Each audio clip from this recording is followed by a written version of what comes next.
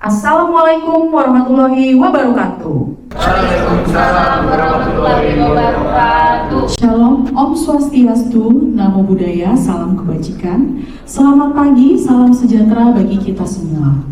Puji syukur kita panjatkan kepada Tuhan Yang Maha Esa karena pada hari ini, Rabu 8 November 2023, kita bisa berkumpul di ruang auditorium kampus MNC University.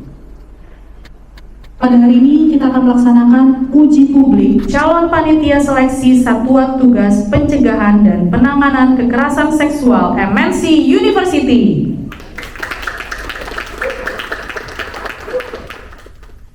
Izinkan kami mengucapkan terima kasih kepada Bapak Ibu yang berkenan hadir di acara pagi hari ini. Yang terhormat, Ibu Glena Dumasari, Live Channel Manager, Ibu Mariati Tirtawiyata, Rektor MNC University, Bapak Zulkarnain, Wakil Rektor 1 Bidang Akademik dan Kemahasiswaan, Ibu Bernadetta Quintiana Ane, Dekan Fakultas Komputer dan Penjabat Sementara Fakultas Desain dan Komunikasi, Bapak Andi Heru Susanto, Kepala Bagian Kemahasiswaan, Calon Panitia Seleksi Satuan Tugas Pencegahan dan Penanganan Kekerasan Seksual terpilih MNC University, Bapak Ibu dosen dan tenaga kependidikan MNC University, dan seluruh mahasiswa MNC University yang kami banggakan. Agar acara ini dapat berjalan dengan lancar, marilah kita awali dengan berdoa menurut agama dan kepercayaan masing-masing. Berdoa dimulai.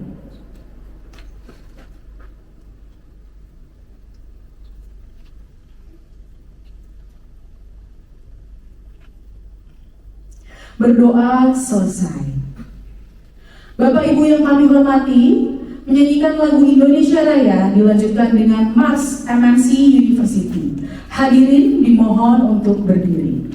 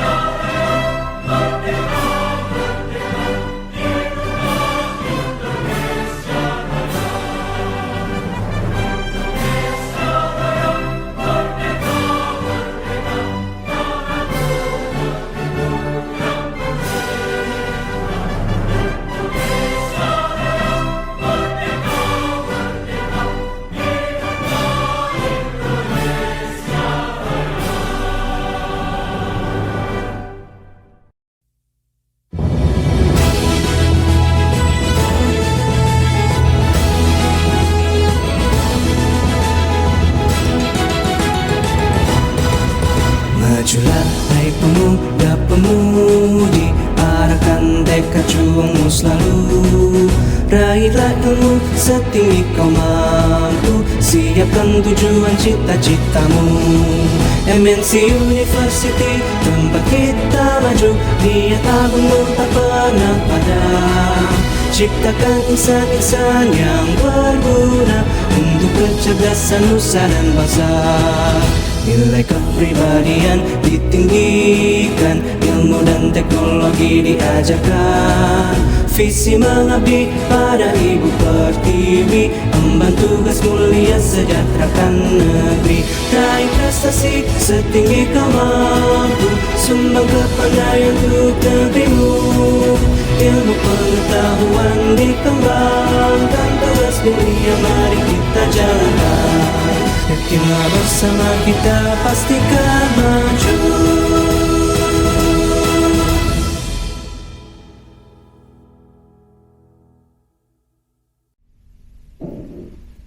Hadirin dipersilakan untuk duduk kembali. Hadirin yang kami hormati, kita akan mendengarkan sambutan dari Rektor MNC University, Ibu Mariati Tirta Wiyata. Kepada Ibu Mariati Tirta Wiyata, kami persilakan. Bu Lena, terima kasih sudah berkenan hadir, Bapak Ibu dosen dan para peserta calon pansel ya. Terima kasih dan juga anak-anak MNC University yang hadir di ruangan ini. Tentang kekerasan seksual ini memang menjadi isu, ya, menjadi isu yang cukup kuat dan terus disampaikan oleh Menteri Nadiem, ya, Menteri Pendidikan dan Kebudayaan.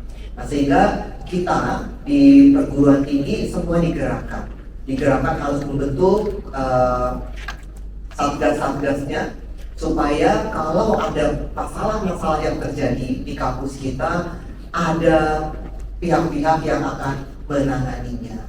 Ya, jadi dengan adanya tim dari pansel ini, kalian sebagai mahasiswa MNC University tidak perlu takut. Tidak perlu takut, apapun yang terjadi yang menimpa kalian bisa sampaikan kepada pihak-pihak yang memang sudah ditugaskan oleh MNC University untuk bisa menangani ini. Dan jangan pernah merasa kecil hati dan jangan pernah merasa takut untuk melaporkan apapun kalau memang itu mengganggu kalian. Ya, karena kami ingin dengan kalian bergabung di MNC University ini, keselamatan kalian terjaga dan masa depan kalian pun terjaga. Ya, itu yang menjadi niat kami. Namun demikian, tidak menutup kemungkinan juga ya, kalau isu yang beredar kadang-kadang dari pihak dosen, ya, dosen kepada mahasiswanya tertekan, ada yang sampai ceritanya bunuh diri, gitu ya.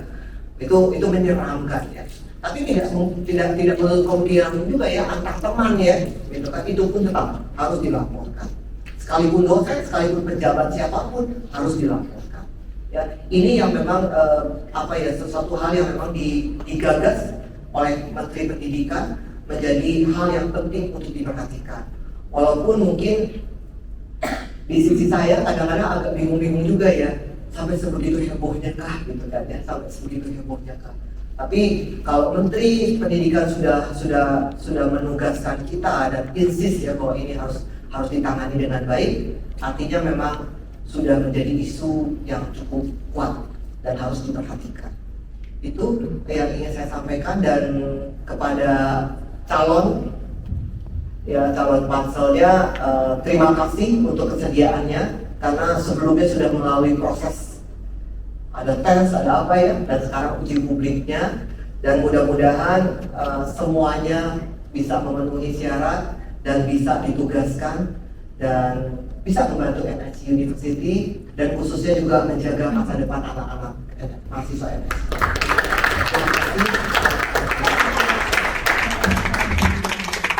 Terima kasih Ibu Maria atas sambutannya. Baik, pertama-tama kami mengundang calon panitia seleksi Satgas PPKS untuk duduk di kursi yang telah disediakan di depan. Kepada Bapak Rudi, Ibu Wida, Ibu Aristi, Ibu Nadia, dan Bapak Reska, kami persilakan. Kami juga mengundang dengan hormat Bapak Ibu panelis untuk duduk di kursi panelis yang telah disediakan. Kepada Ibu Glena, Ibu Mariati Tirta Wiyata, dan juga Bapak Zulkarnain, kami persilakan.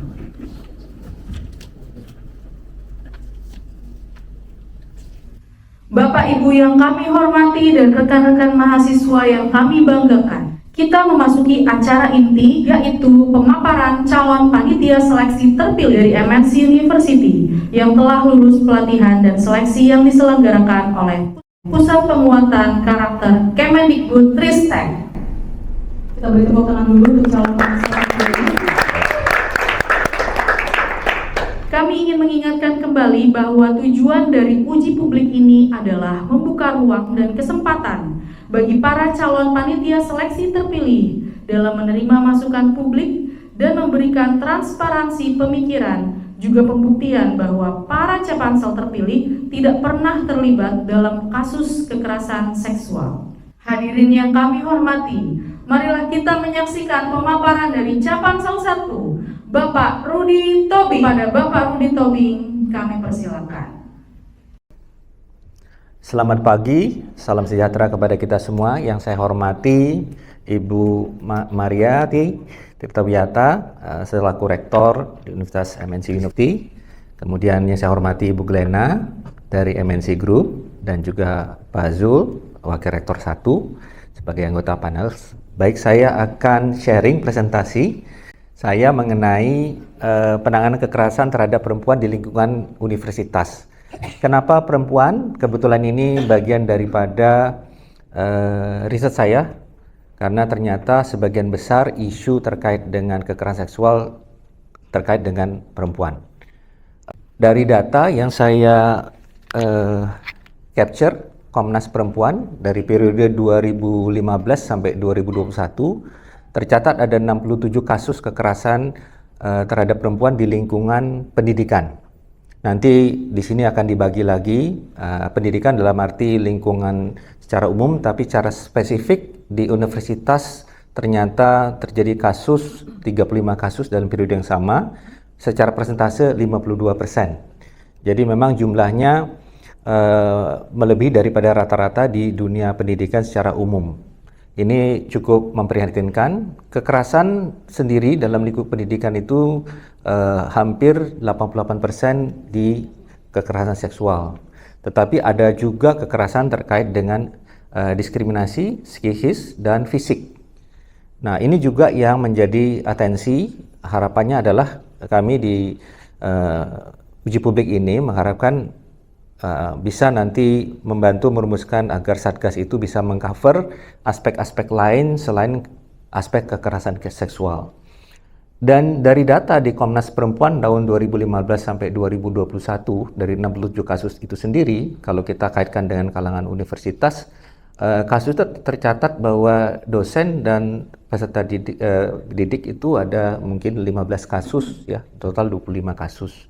Jadi kalau kita lihat ini memang seperti dikatakan oleh Bu Rektor tadi, ini menjadi satu keharusan yang sangat urgent di dunia pendidikan, khususnya di universitas, sebagaimana tadi Pak Menteri, Mas Menteri menyatakan melalui permennya.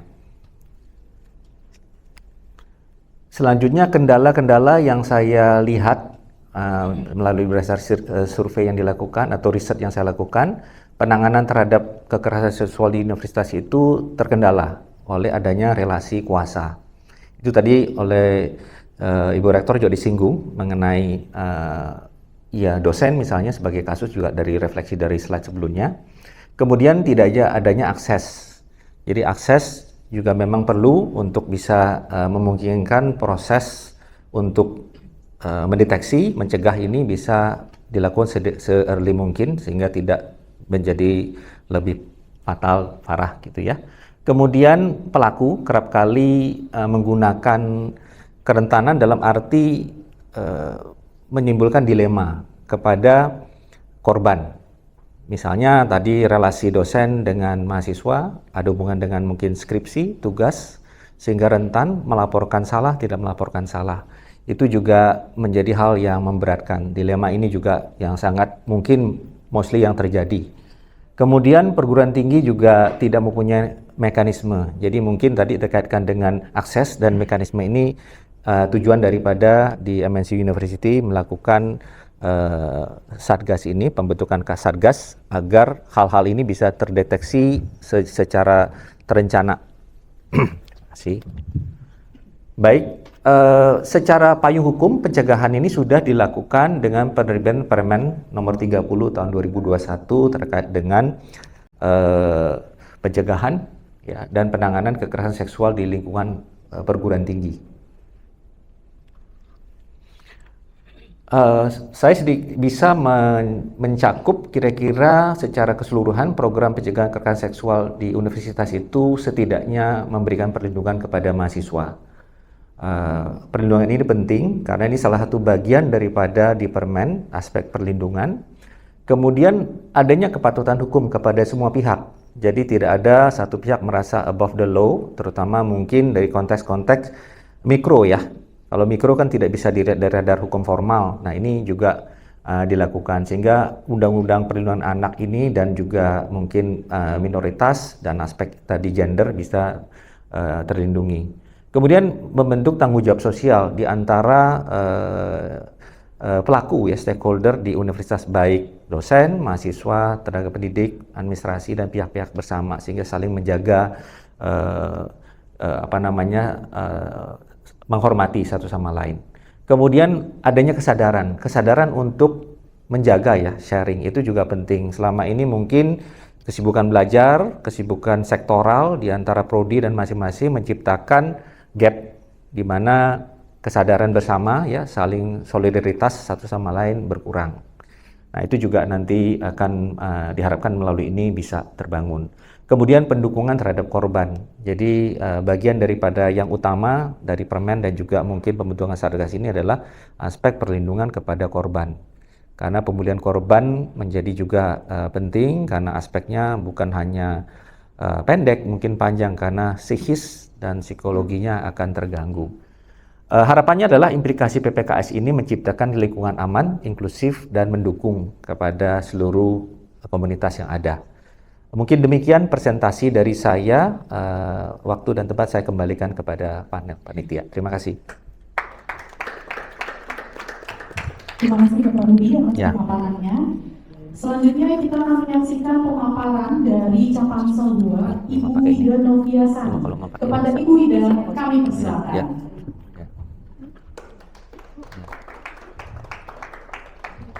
Assalamualaikum warahmatullahi wabarakatuh semuanya. Baik, yang saya hormati kepada Ibu Glina dari Prodi MSc Group, Ibu, terima kasih. Yang saya hormati kepada Ibu Mariati Tirtawiyata selaku Rektor MSc University. Selamat pagi Ibu. Yang saya hormati kepada Bapak Julkanain selaku Rektor 1 MSc University, dan seluruh kepada dosen, tendik, dan mahasiswa yang sudah datang, dan juga kepada sesama teman ini Pansel PPKS ya. Terima kasih. Baik, tadi kita sudah beberapa dibicarakan oleh Pak Rudi mengenai PPKS ya, atau pencegahan dan penanganan kekerasan seksual ya. Tadi juga sempat disinggung oleh Ibu Rektor bahwa isu tentang kekerasan seksual ini menjadi hal yang masif ya dilakukan oleh Mas Menteri saat ini. Nah, kenapa hal itu menjadi pemerhati dari dunia pendidikan ya? Baik, next aja. Nah, ini fenomena yang terjadi. Kalau kita melihat di sini ada 3 dosa besar bahasanya di ranah pendidikan. Pertama terkait kekerasan seksual, kedua tentang perundungan atau bullying ya kalau kita bisa tahu, dan tentang intoleransi. Nah, kalau teman-teman lihat di sini, kekerasan seksual khususnya di perguruan tinggi itu sangat meningkat, yaitu 65 kasus, itu data per Agustus dari Kemendikbudristek. Nah, terakhir yang terbaru yang ada juga ini ada 200 kasus ya terkait isu terbanyak, yaitu yang dilakukan di perguruan tinggi. Lihat penjatuhan saksi, ngeri banget. Kenapa ini? 4 dosen PNS dikenai sanksi pidana. Kemudian 1 dosen PNS proses bisnis atau yang sedang. Kemudian sampai 6 mahasiswa dikeluarkan. Nah, ini menjadi perhatian yang sangat penting oleh Bapak atau Mas Menteri itu sendiri. Makanya dikeluarkanlah ya, itu ada peraturan dari Kemendikbudristek di nomor 30 tahun 2021 yang terkait dengan kekerasan seksual itu sendiri atau pencegahan dan penanganan kekerasan seksual yang mana berfokus kepada korbannya. Lebih menilai kepada keadilan korbannya, kan karena kita susah ya untuk speak up ya. Nah, ini menjadi pemerhatian dari Mas Menteri. Oke, next Pak. Nah, untuk itu untuk mengimplementasikan adanya peraturan yang diberikan oleh pemerintah, akhirnya kita MNC University itu harus mengadakan namanya adanya Satgas, Satuan Tugas untuk PPKS. Nah, untuk yang jadi Satgas, kira-kira apa saja sih syarat yang memang harus dipunyai oleh Satgas PPKS? Yang pertama adalah pernah mendampingi korban kekerasan seksual. Tanpa kita sadari mungkin ada teman yang curhat dan lain sebagainya, kita bisa mendengarkan dan menangani. Itu adalah bisa juga dikatakan pernah mempunyai pengalaman dalam kekerasan seksual. Kedua, pernah mengikuti organisasi di luar ataupun di dalam kampus ya, terkait dengan kesetaraan gender, kemudian disabilitas dan lain sebagainya ya. Kemudian pernah melakukan kajian tentang kekerasan seksual ya. Ini kita ambil dari buku pedoman dari Kemendikbud. Kemudian menunjukkan minat dan kemampuan untuk bekerja sama dengan tim. Kenapa? Karena harus adanya kolaborasi antara perguruan tinggi, Satgas, kemudian juga korban dan lain sebagainya, atau pihak-pihak terkait, instansi terkait. Itu makanya harus memiliki tim yang untuk kerjasama. Kemudian tidak pernah terbukti melakukan kekerasan seksual. Itu pasti sih, masih di Satgas melakukan kekerasan seksual ini memang harus hal yang paling kita perhatikan seperti ini. Nah, kemudian tugas Satgas itu apa saja? Yang pertama, kita mengharapkan adanya membantu ya, khususnya perguruan tinggi untuk menyusun pedoman PPKS terlebih dahulu. Jadi alurnya kita bisa tahu dari pedoman tersebut. Kemudian melakukan survei. Surveinya itu sekali itu dalam waktu 6 bulan. Jadi 6 bulan sekali itu melakukan survei. Nanti hasil dari survei itu pas ke bulan ke-7 itu baru kita informasikan atau sosialisasikan hasil dari survei yang kita lakukan, yaitu kepada pimpinan dari perguruan tinggi.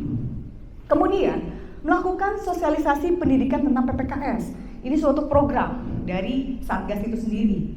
Misalkan kita ada sosialisasi tentang kekerasan seksual, kesetaraan gender, atau reproduksi gitu kan. Itu penting gitu. Nah, selanjutnya menindaklanjuti laporan terkait kekerasan seksual. Karena ini ada bagian dari tugas Satgas. Nanti saya akan informasikan terkait alurnya seperti apa sih. Selanjutnya yaitu adalah melakukan koordinasi dengan instansi terkait. Ini biasanya kan korban, kita lihat dari korban. Kalau misalnya kekerasannya memang kekerasannya dalam artian udah parah banget, berarti kan ada instansi yang kita kaitkan, seperti kepolisian. Kalau misalkan agak nggak medium misalkan, berarti kita harus ada psikiater. Kenapa? Karena psikologi orang korban itu biasanya akan terganggu. Nah, ini adalah koordinasi dengan instansi terkait. Kemudian pemantauan pelaksanaan rekomendasi dari Satgas PPKS oleh pimpinan perguruan tinggi, dan terakhir adalah menyampaikan laporan PPKS. Nah, ini adalah tugas dari tadi Satgas PPKS. Alurnya seperti apa? Yang pertama, ketika laporan tindakan kekerasan misalkan dari korban, ada dua jalan.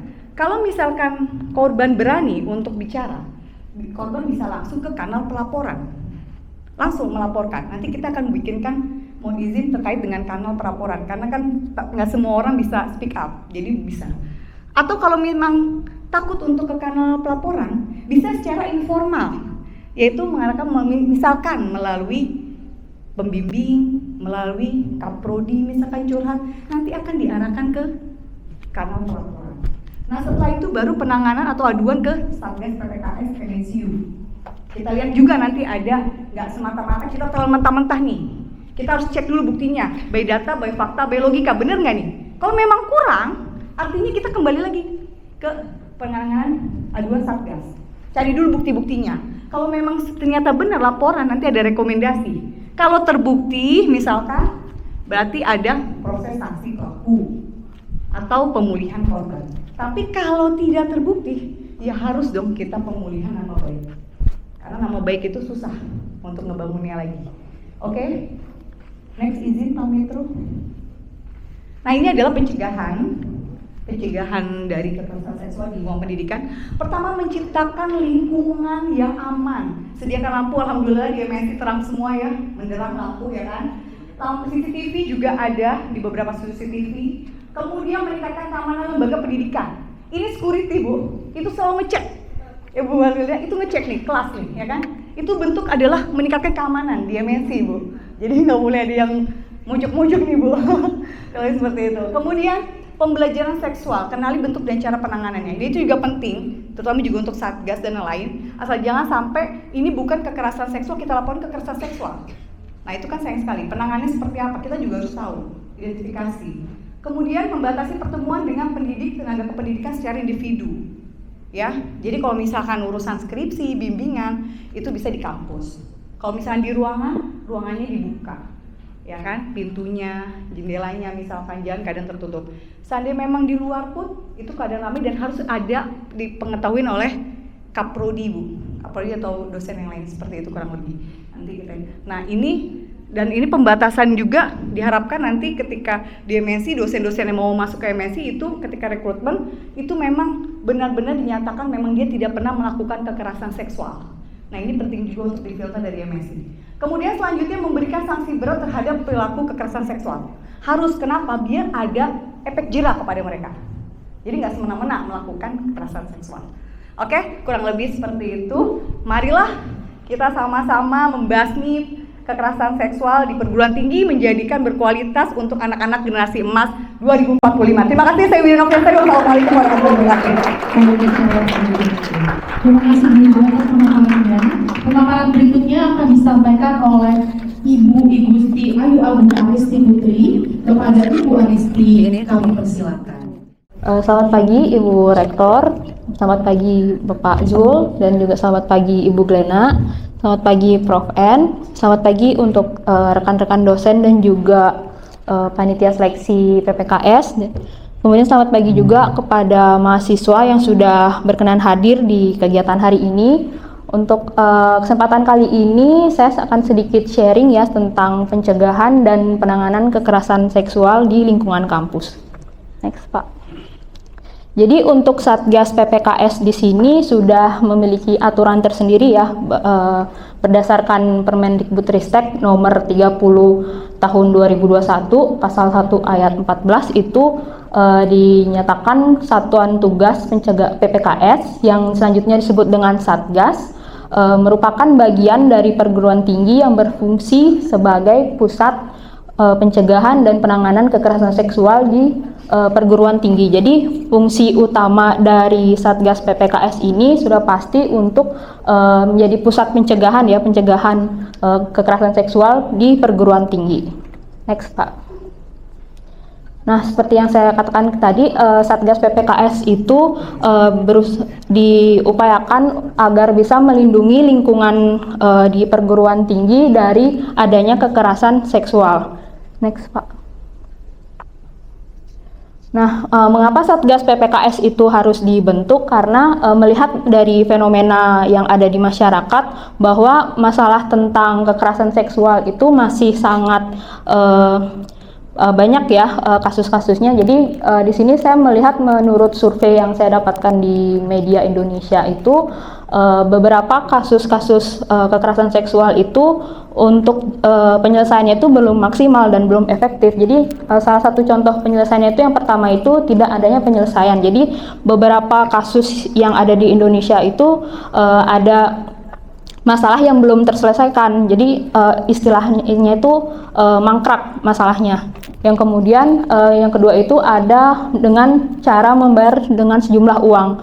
Jadi beberapa kasus juga di sini diselesaikan itu dengan cara membayar sejumlah uang untuk menutupi masalah dari kekerasan seksual. Kemudian yang ketiga itu ada menikah dengan pelaku. Jadi untuk korban dari pelecehan seksual ini mau tidak mau untuk penyelesaiannya itu harus menikah dengan pelaku dari kekerasan seksual.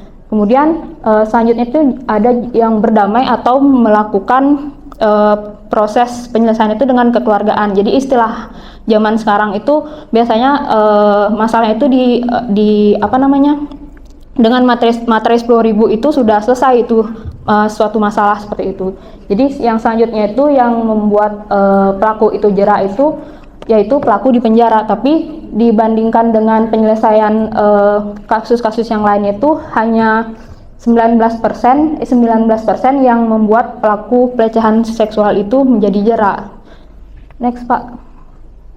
Nah, perlu kalian ketahui apa saja sih bentuk-bentuk tindakan kekerasan seksual yang marak terjadi di masyarakat itu. Yang pertama itu ada bentuk verbal. Jadi salah satu contohnya misalkan kalian itu mengutarakan pelecehan seksual dengan kata-kata gitu dengan verbal, misalkan menyerang fisik seseorang, kemudian menyerang gender seseorang, itu juga termasuk pelecehan seksual dalam bentuk verbal. Nah, selanjutnya itu ada bentuk non fisik.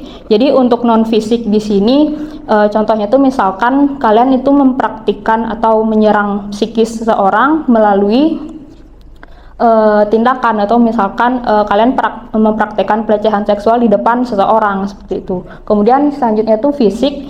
Bentuk pelecehan visual dalam bentuk fisik di sini itu contohnya misalkan kalian tuh memaksa teman kalian yang lawan jenis itu untuk misalkan membuka pakaiannya, atau misalkan menyentuh bagian tubuh yang seharusnya tidak disentuh, seperti itu. Kemudian selanjutnya itu melalui teknologi. Nah, teknologi di sini mungkin yang kalian ketahui, kalian sudah pasti membawa HP kan. Jadi di HP itu kalian pasti mengakses yang namanya media sosial. Nah, dari media sosial itu ketikan kalian itu yang harus diwaspadai bisa mengarah menuju ke pelecehan seksual dalam bentuk di ranah media sosial.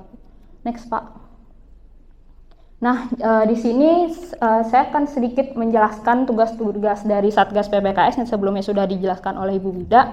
Jadi yang pertama itu Satgas PPKS itu membantu pimpinan dari perguruan tinggi itu untuk membuat pedoman dari PPKS. Jadi Satgas PPKS itu diwajibkan ya untuk membantu di sini, kalau di sini Ibu Rektor kita, untuk membuat suatu pedoman dari PPKS. Yang selanjutnya itu melakukan survei PPKS setidaknya 1 kali dalam 6 bulan. Jadi Satgas PPKS itu wajib melakukan survei ya, apabila di kampus ini misalkan ada masalah-masalah tertentu terkait kekerasan seksual. Selanjutnya ada menyampaikan hasil survei. Jadi setelah survei tersebut Satgas PPKS juga wajib untuk menyampaikan hasil survei itu kepada pimpinan di perguruan tinggi. Kemudian selanjutnya itu mensosialisasikan pendidikan kesetaraan gender, kesetaraan disabilitas, pendidikan, kesehatan seksual dan reproduksi. Jadi selain kalian menyampaikan hasil survei, kalian juga wajib nanti untuk mensosialisasikan pendidikan tentang kesetaraan gender, disabilitas dan lain sebagainya. Next, Pak. Selanjutnya itu ada menindaklanjuti kekerasan seksual berdasarkan laporan. Nah, apabila di kampus ini ditemui laporan, jadi Satgas PPKS itu nanti harus menindaklanjuti laporan terkait kekerasan seksual. Kemudian yang selanjutnya itu melakukan koordinasi dengan unit yang menangani layanan disabilitas. Jadi misalkan di sini ada mahasiswa yang berkebutuhan khusus, itu juga harus dilayani dengan sungguh-sungguh ya bagi Satgas PPKS. Kemudian yang selanjutnya itu melakukan koordinasi dengan instansi terkait. Jadi misalkan di sini ada perlu kita berkoordinasi dengan pihak-pihak luar, Satgas PPKS harus wajib berkoordinasi dengan baik dengan instansi-instansi terkait. Selanjutnya itu ada memantau pelaksanaan rekomendasi dari Satuan Tugas PPKS kepada Rektor. Next, Pak. Nah, yang terakhir itu menyiapkan laporan. Jadi menyiapkan laporan kegiatan PPKS kepada pimpinan di perguruan tinggi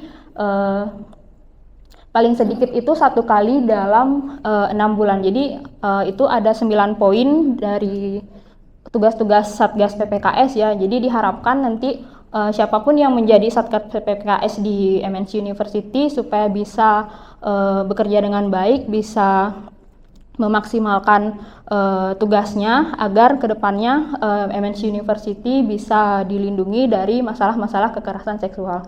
Baik, sekian saja dari pemaparan saya kembalikan kepada MC. Terima kasih. Terima kasih atas pemaparannya. Dan selanjutnya adalah pemaparan dari Ibu Nadiatul Ulya Karisma. Kepada Ibu Nadia, kami persilakan. Bismillahirrahmanirrahim. Assalamualaikum warahmatullahi wabarakatuh.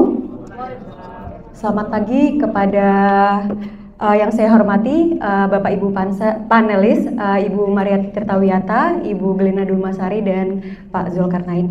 Dan yang terhormat juga Bapak Ibu dosen dan tendik, juga mahasiswa yang saya banggakan. Terima kasih sebelumnya atas kesempatannya kepada saya menjadi Capansel Satgas MNC University. Oke, fenomena kekerasan seksual di lingkungan kampus.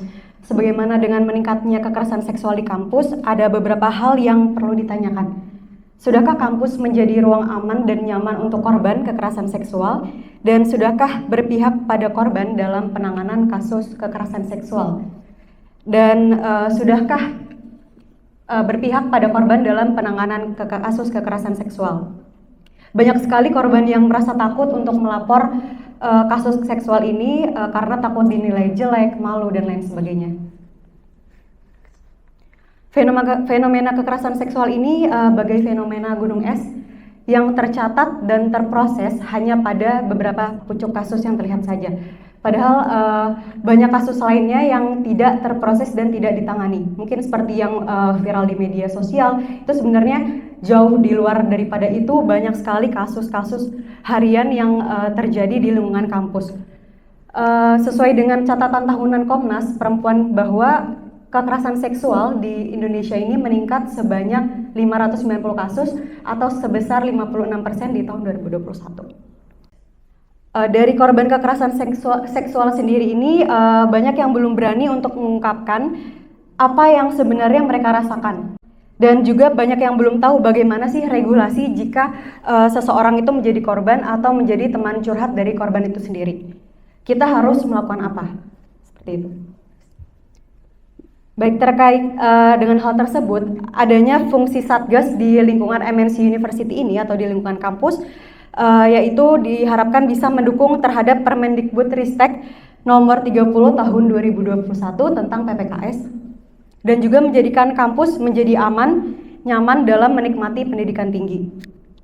Menciptakan ruang aman bagi korban kekerasan seksual untuk perempuan maupun laki-laki yang menjadi korban, dan juga fokus kepada korban untuk memberikan perlindungan, penanganan mulai dari awal pelaporan sampai akhirnya pemulihan. Itu kita harus menangani sampai tuntas. Dan penguatan psikologis, pendampingan korban juga dilakukan dan dikuatkan dengan pendampingan ranah hukum mungkin jika diperlukan seperti itu. Kemudian memberikan edukasi mengenai penanganan kekerasan seksual dari proses awal pelaporan hingga pemulihan yang tadi saya sudah sampaikan. Kemudian Satgas PPKS di lingkungan MNC University ini harus memiliki sikap bagian dari yang pertama dan utama untuk menangani kasus kekerasan seksual di lingkungan kampus dengan menjadi Satgas PPKS yang independen dan memiliki komitmen penuh. Terima kasih. Assalamualaikum warahmatullahi wabarakatuh. Terima kasih Bu Nadia atas pemaparannya. Selanjutnya pemaparan dari Bapak Reska Andriansyah. Kepada Bapak Reska kami persilakan. Saya ucapkan terima kasih kepada Bu Feni. Assalamualaikum warahmatullahi wabarakatuh. Selamat pagi kepada semua yang telah hadir pada hari ini, Ibu Glena, Ibu Mariati, dan juga Bapak Zulkarnain yang telah menyempatkan waktunya hadir pada hari ini, dan juga kepada seluruh sivitas akademika MNC University yang telah sama-sama hadir untuk aware ya terhadap kekerasan seksual yang ada di lingkungan kampus. Baik, di sini saya akan mungkin merangkum aja kali ya, karena memang dari rekan-rekan sebelumnya sudah menjelaskan mengenai bagaimana pencegahan dan penanganan kekerasan seksual. Boleh di next? Baik, di sini berdasarkan tipologi kekerasan ini saya dapatkan datanya dari sebelumnya kita mengikuti tes ya, dan juga ada materi-materi ini saya ambil dari sana, di mana kekerasan seksual itu ternyata masuk ke dalam bentuk kekerasan gitu. Dan uniknya dari berbagai level, yang itu level dari diri sendiri, antar individu maupun kelompok, kekerasan seksual itu termasuk ke dalam kegolongan antar individu dan juga kelompok gitu.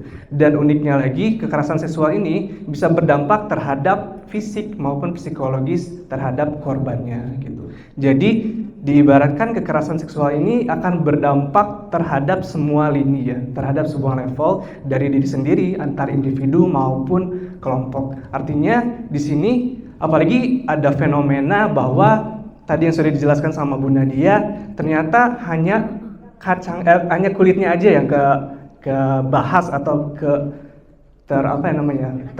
terekspos gitu. Ternyata si biji-bijinya itu masih belum gitu.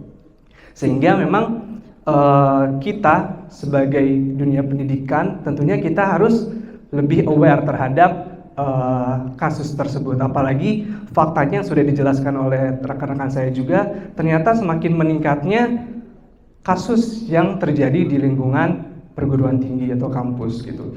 Sehingga kita perlu bersama-sama memiliki Satgas Kekerasan Seksual. Baik, selanjutnya Pak. Nah, Satgas ini fungsinya untuk apa gitu? Pertama, menjalankan prosedur sesuai dengan Permendikbudristek nomor 30 tahun 2021 tentang PPKS. Di sini tentunya Satgas harus memiliki awareness juga dari mulai rekrutmen dari hulu ke hilir ya, dari rekrutmen, dari mulai peraturannya atau tata kelolanya sampai dengan pelaporannya yang memang sesuai dengan prosedur yang sudah ditetapkan. Lalu yang kedua, memberikan sosialisasi serta edukasi terhadap seluruh sivitas gitu. Khususnya memang kita di MNC University diharapkan memang dapat memberikan sosialisasi dan juga serta edukasi di lingkungan kampus kita. Selanjutnya ada mendukung tujuan perguruan tinggi dalam menciptakan SDM yang unggul. Tentunya ketika kita semua merasa aman dan nyaman dengan adanya Satgas, para korban mungkin akan terjadi minimalisir ya, akan terjadi penurunan gitu. Sehingga kita sebagai mahasiswa akan lebih fokus untuk pengembangan diri kita, sehingga ketika kita lulus akan menjadi SDM yang unggul seperti itu.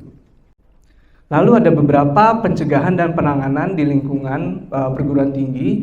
Yang pertama dari segi pencegahannya pembelajaran, yang diharapkan memang Satgas ini selalu memperbaharui ilmunya karena kasus semakin banyak, sehingga kita juga harus mempelajari juga gitu kan, bagaimana cara menangani kasusnya, bagaimana pencegahannya, dan juga mempelajari bagaimana modul yang telah diberikan atau yang telah ditetapkan oleh di Dikbudristek tersebut. Lalu adanya penguatan tata kelola. Tadi yang sudah disampaikan sama Bu Wida juga sudah disampaikan ya mengenai bagaimana alurnya. Nah ini perlu kita concern terhadap ke sana, yaitu ada SOP-nya gitu. Sehingga jangan sampai ketika korban kekerasan ingin melaporkan tapi tidak tahu bagaimana cara melaporkannya. Sehingga ini perlu juga concern terhadap tata kelola juga. Lalu adanya sosialisasi yang sudah saya sebutkan tadi. Selanjutnya ada penanganan ya. Di sini memang lebih ke arah support terhadap korban seksual. Yang pertama ada pendampingan, perlindungan, dan juga sanksi administratif bagi para pelaku, dan juga pemulihan korban. Gitu. Yang kita harapkan proses ini sesuai dengan SOP yang sudah kita buat nanti di tata kelola seperti itu. Oke, mungkin sekian dari saya. Kurang lebihnya saya mohon maaf. Terima kasih. Assalamualaikum warahmatullahi wabarakatuh.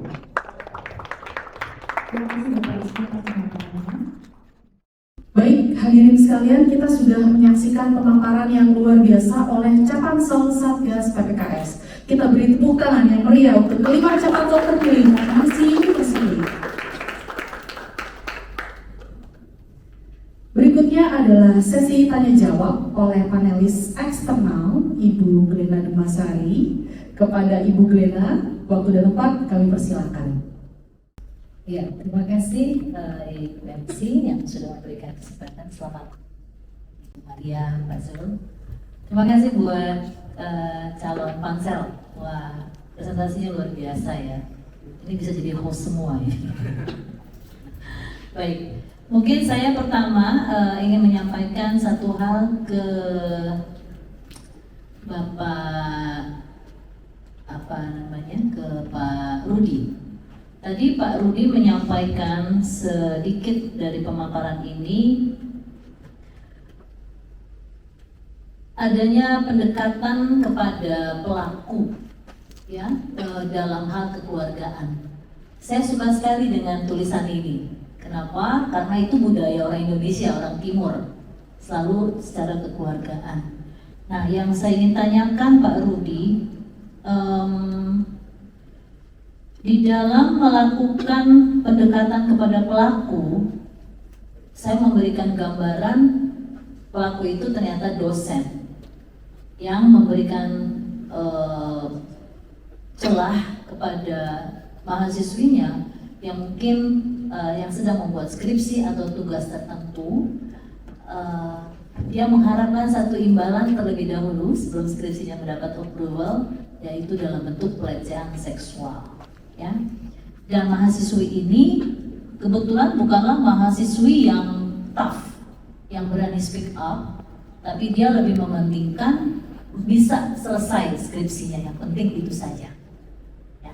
Nah, apakah menurut Pak Rudi ini bisa dimasukkan dalam kategori pelecehan seksual? Karena pada akhirnya mahasiswi itu mau tidak mau atau akhirnya menjadi mau rela, kita tidak tahu, tapi kasusnya adalah mahasiswi ini akhirnya menyerahkan apa yang diinginkan oleh si dosen ini untuk dilecehkan.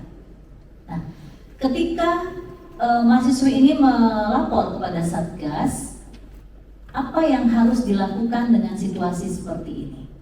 Karena ada bukti bahwa mahasiswi ini pada akhirnya memberikan.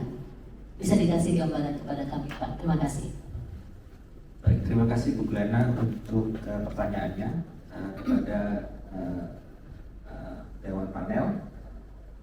Terkait dengan konteks ini mungkin saya melihat dari kewajiban perguruan tinggi yang terutama adalah melakukan pendampingan, kemudian perlindungan ya, kepada korban terutama, dan ada skema sanksi administrasi kepada pelaku dan pemulihan korban. Jadi 4 tahapan ini sangat penting dan juga harus dilakukan dengan sangat hati-hati. Konteksnya adalah korban pada posisi yang tidak baik saja karena mengalami mungkin trauma, sehingga waktu pendampingan itu sendiri dipastikan yang bersangkutan bersedia melakukan atau mengikuti proses, dan terutama di sini mungkin dijaga adalah kerahasiaan korban terutama, dan memastikan tidak ada unsur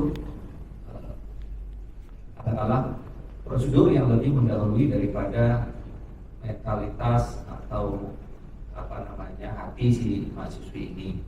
Jadi mungkin proses itu yang harus sangat hati-hati dulu. Nah, saya mengatakan bahwa ini sudah pelecehan seksual yang dilakukan oleh dosen, sehingga memastikan semua checklist terkait kondak ini harus betul-betul clear dan transparan dan sangat rahasia.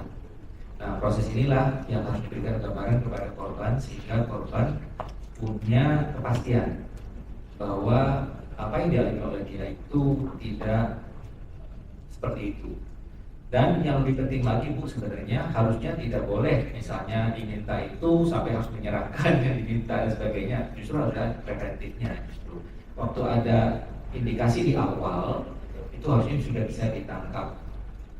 Sehingga memang menyambung atau mungkin karena kita di sini adalah tujuan dalam pencegahan, deteksi dini itu memang harus kita buat dalam skema yang mudah, rahasia dan juga efektif. Artinya semua elemen yang terkait dengan satu verifikasi ini harus bisa bergerak.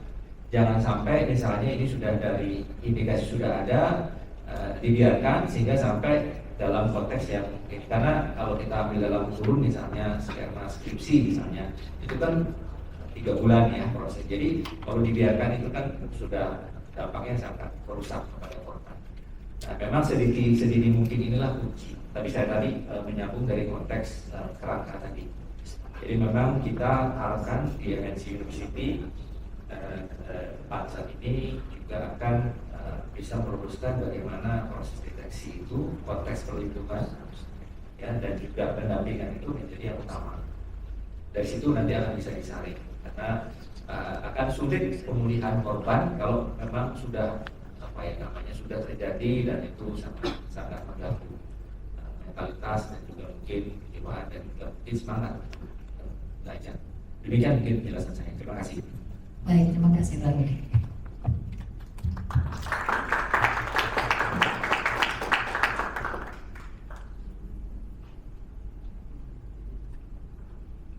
Baik, karena diberikan kesempatan lagi, saya mau menanyakan kepada Ibu Nadia Ulia terkait dengan yang disampaikan oleh Pak Rudi tadi, bahwa kita juga harus bisa memastikan untuk menyimpan berita ini dari orang banyak, ya, karena itu tidak etis untuk bisa disebarluaskan.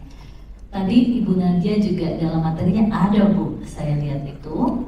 Yang ingin saya tanyakan adalah, sebagai teman curhat Ibu tulis seperti itu, ya, bagaimana Ibu memastikan bahwa anggota Satgas ini bisa dijamin dia tidak menyebarluaskan cerita si korban, apalagi korban sudah wanti-wanti ini antara Satgas, saya dan pelaku, dan mungkin juga dengan keluarganya dan keluarga pelaku. Bagaimana panitia pansel ini bisa memastikan kelak anggota Satgas ini tidak akan menyebarluaskan kepada teman-teman kuliahnya bila itu diminta oleh korban? Silakan. Oke, baik, terima kasih Bu Glina atas pertanyaannya. Saya izin menjawab.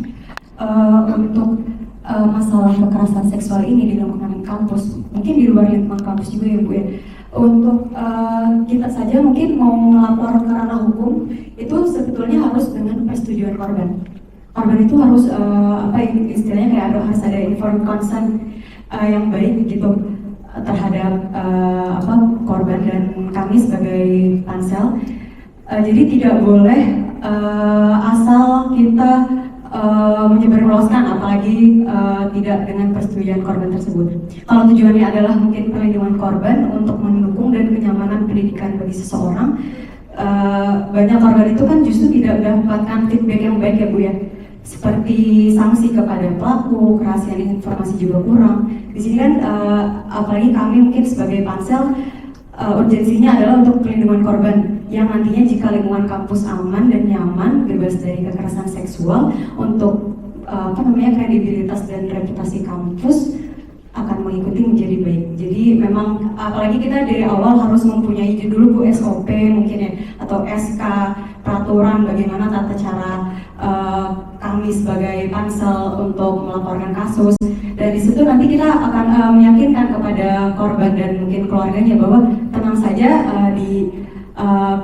di Satgas ini kita akan menjaga kerahasiaan dari korban tersebut, seperti itu Bu. Baik. Terima kasih Bu. Masih bisa.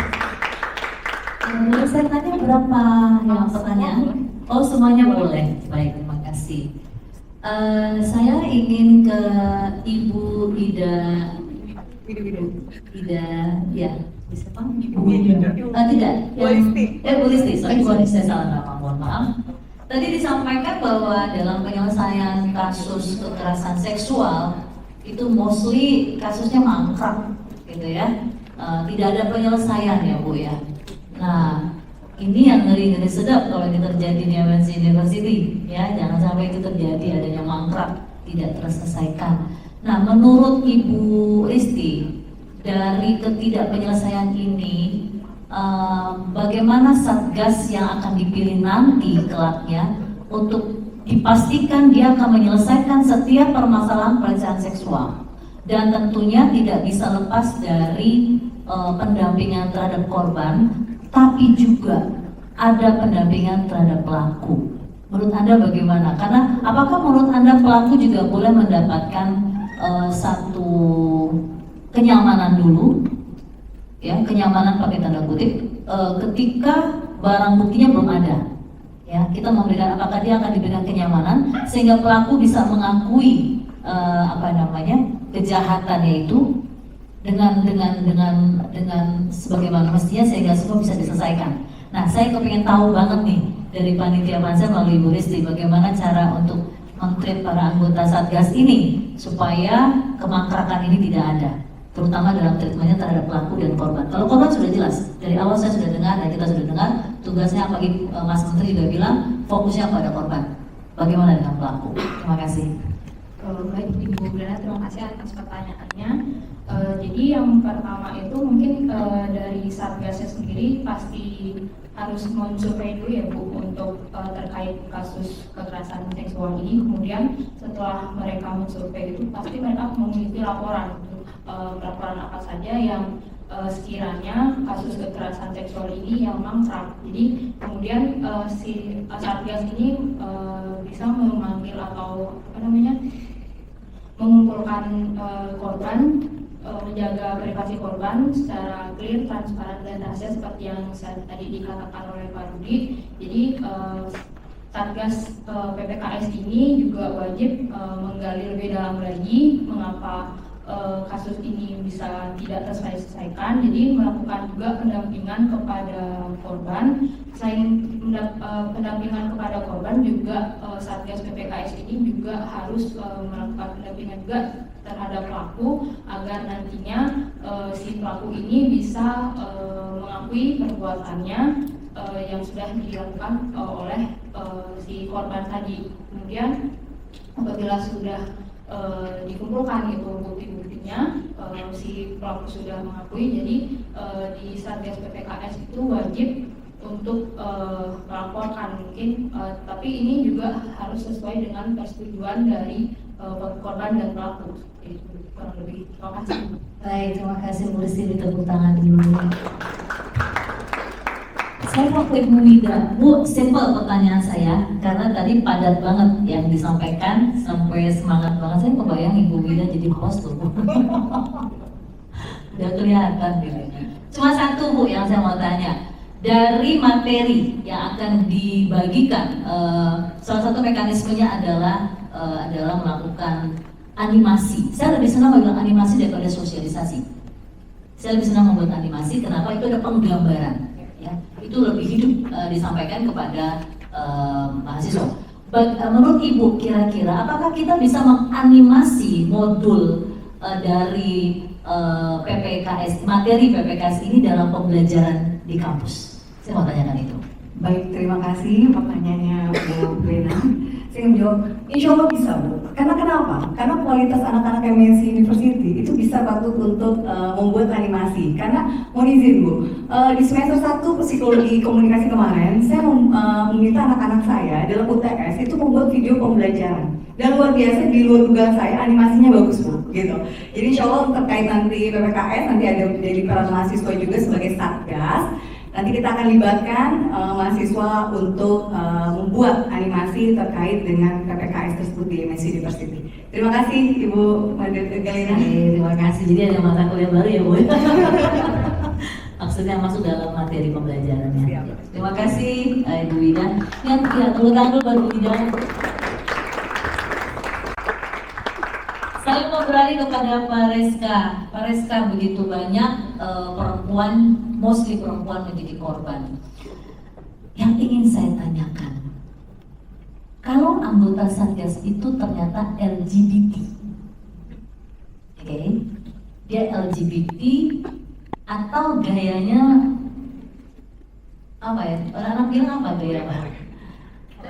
Ya, ya. Tapi mungkin juga dia LGBT, ya mungkin ada seorang LGBT yang hanya orang tertentu saja yang tahu, tetapi ketika dalam pemilihan anggota Satgas itu tidak terdeteksi. Tapi dia sudah menjadi anggota nih, oke? Dia sudah menjadi anggota.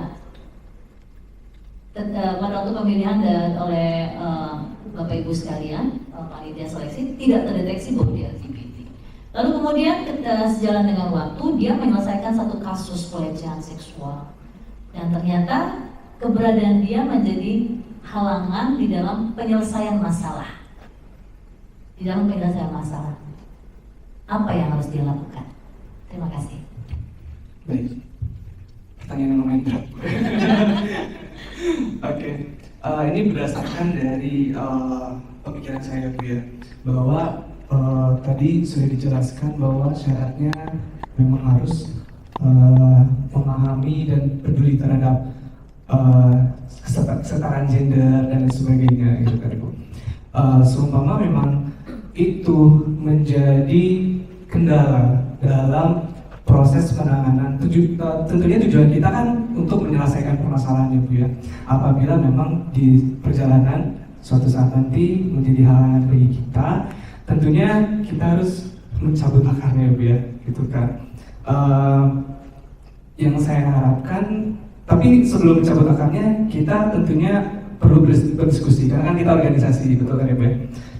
Sehingga masalah tersebut mungkin bisa didiskusikan terlebih dahulu. Apakah memang mahasiswa satgas tersebut memang eligible untuk menjadi satgas gitu kan? Karena tujuan kita memang untuk menyelesaikan permasalahan dari kekerasan seksual. Ada juga mungkin beberapa kasus juga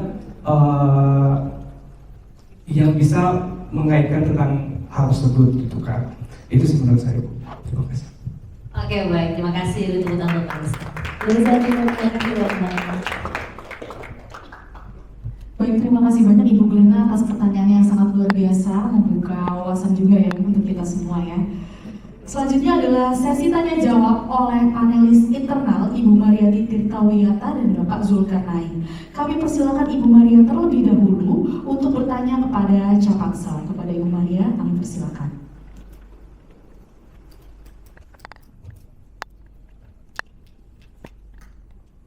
Oke, terima kasih Bu Sally. Ini pertanyaan saya untuk Bu Aristi ya. Motivasi apa yang ada di dalam Ibu untuk menjadi satgas PKS? Sederhana aja Bu. Baik, terima kasih pertanyaan Ibu Maria. Motivasi saya sebagai panitia seleksi PPKS ini sebenarnya sangat simpel ya Bu. Saya ingin mempunyai rasa kepedulian kepada masalah-masalah kekerasan seksual yang mungkin ada di lingkungan perguruan tinggi, sehingga kedepannya itu masalah-masalah terkait kekerasan seksual ini bisa dikurangi untuk untuk kasus-kasusnya. Mungkin saya secara tidak langsung saya juga bisa menangani beberapa kasus yang terjadi amit-amit ya sangat terjadi di perguruan tinggi kita. Jadi di sini kedepannya yang saya harapkan itu supaya tidak ada lagi masalah-masalah kekerasan seksual di kalangan kampus maupun di kalangan masyarakat luas ya Bu. Itu Bu. Terima kasih Bu. Baik, terima kasih. Mudah-mudahan motivasinya sama ya. Pertanyaan berikutnya untuk Nadia. Sudahkah kampus kita, MNC University ini menjadi tempat yang aman untuk anak-anak kita? Ya, terima kasih Bu atas pertanyaannya, izin menjawab. Untuk sekarang saya melihat semoga aman ya Bu ya, semoga aman. Mungkin nanti dikuatkan dengan adanya Satgas ini, kita membentuk tim dan membentuk mungkin pedoman, dokumen dan tata cara semuanya dari penanganan awal hingga pemulihan terakhir. Mungkin dikuatkan dengan itu dan nanti adanya sosialisasi mungkin juga tidak hanya kepada Satgas sendiri, mahasiswa dan mungkin seluruh sivitas akademika MNC University ini juga saya harapkan ikut sosialisasi tentang pencegahan dan penanganan kekerasan seksual seperti itu Bu. Terima kasih. Baik, terima kasih. Semoga ya. Ya semoga. Jadi kalau kita bicara aman itu bukan cuma dari sisi insan yang terlibat di dalam sivitas akademika kita, tapi secara infrastruktur juga kita harus memastikan itu. Ya, khususnya ruang-ruang kelas yang tidak terpakai, ya, yang pada saat tidak digunakan untuk mengajar, ya mungkin harus diorganisir benar ya. Ya, bagaimana itu harus dikunci, itu yang selalu saya bilang ya, saya selalu ngomong bahwa kelas-kelas yang tidak digunakan itu harus dikunci pada saat diminta oleh mahasiswa atau dosen untuk digunakan di luar schedule pembelajaran, itu harus dengan pemberitahuan kepada pihak Satgas. Ya, kita nggak tahu nanti akan digunakan oleh apa, itu yang bahaya. Ya. Terima kasih Ibu Maria. Yang berikutnya ini mungkin Pak Rudi. Pak Rudi, dalam kasus Pak, kalau ya misalnya, kita tahu Pak, ada kasus pelecehan, dan korbannya itu adalah mahasiswa. Namun mahasiswa itu tidak berani lapor. Kira-kira tindakan apa yang akan Bapak lakukan? Tahu itu, kita tahu. Baik, saya akan jawab ya. Pertama, memang kasus pelecehan seksual itu harus dimulai dari korban. Memang saya seperti Ibu Maria sampaikan tadi, yang pelaku tidak mau melapor, tapi kita bisa merasakan bahwa ada kasus ini. Memang ini harus diputuskan dalam konteks adanya sanksi administrasi, karena walaupun tidak ada unsur pelaporan, harus ada diskresi yang keluar dari universitas melalui satgas dan tim pimpinan dalam hal ini, sehingga hal ini tidak menjadi hal yang presiden ya, berulang, yang dianggap wah ini selama tidak ada melapor kita bisa, jadi ada way out. Jadi kita harus memastikan sanksi administrasi itu tetap dilakukan. Memang kalau dilihat dari konteks mekanisme dari pendampingan perlindungan dan juga sanksi administrasi dan juga pemulihan korban, ini kan tidak memenuhi ya Bu ya secara full. Sehingga mungkin pembelajarannya adalah kemudian harus lebih diperketat mungkin kepada, katakanlah kalau dari paparan yang saya sampaikan tadi, aspek terbesar itu biasanya dari dosen dan tanda petik aspek yang terjadi di data, sehingga pembekalan kepada dosen dan kepada dandik dalam konteks pencegahan kekerasan seksual ini harus diberikan dalam mungkin tindakan perkuliahan, awal perkuliahan, dan juga mungkin ada monitoring termasuk dalam pembelajaran, sehingga hal ini bisa diberikan. Kira-kira demikian Bu Maria. Baik, terima kasih Pak Rudi. Setidaknya kalau ini kita tuangkan di dalam SK, dilapor atau tidak dilapor oleh korban, dan pada saat itu kita bisa membuktikan, sanksi tetap kita akan jatuhkan kepada pelaku. Itu harus kita tuangkan ya. Jadi kita punya standar yang lebih tinggi daripada aturan yang Mas Menteri tetapkan gitu. Kita harus buat. Kita berikan jaminan kepada anak-anak kita. Ya, itu kita sepakati dan tolong dicatat, nanti kita tuangkan di dalam SK. Ya. Nah, hal yang lain saya mau tanya Ibu Wida. Ini kan kita dosen-dosen kita muda-muda nih Bu. Ya, dosen-dosen kita muda-muda. Ya, kalau saya lihat juga kayaknya dosen ngeceng mahasiswi itu biasalah gitu kan ya. Nggak tahu juga kalau dosen wanita ngeceng mahasiswa ya, ngeberondong gitu ya. Saya juga nggak tahu nih ya. Gitu. Terus terang ya, dalam posisi SDM yang seperti ini sebenarnya cukup riskan ya, cukup riskan. Kalau kita bicara dosen, katakan ya dosen laki-laki, kalau dia belum punya pasangan, yang dia cari mungkin sesama dosen wanita. Ya, kalau dosen wanita nggak bisa dicari, kemudian mahasiswinya. Kira-kira secara etika, akademik, apa yang harus kita lakukan? Ini rawan terjadi. Terima kasih Bu Mari menjawab ini masalah percintaan ya. Masalah hati lagi nih Bu. Ya, seperti kita kan ada kode etik ya Bu ya, kode etik di perguruan tinggi di mana sebisa mungkin dosen itu tidak berpacaran dengan mahasiswanya. Karena kenapa? Nanti akan timbul subjektivitas, penilaian dan lain sebagainya. Kalau bisa dihindari. Dan kalau misalkan dia dalam artian agak masalah perasaan ya Bu, balik lagi.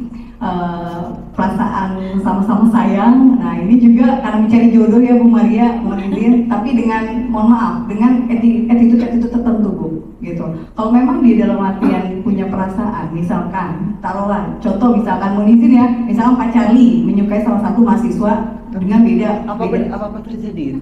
Enggak, beda prodi. Sebenarnya perasaan itu sah saja karena perasaan datangnya dari Tuhan yang udah lebih.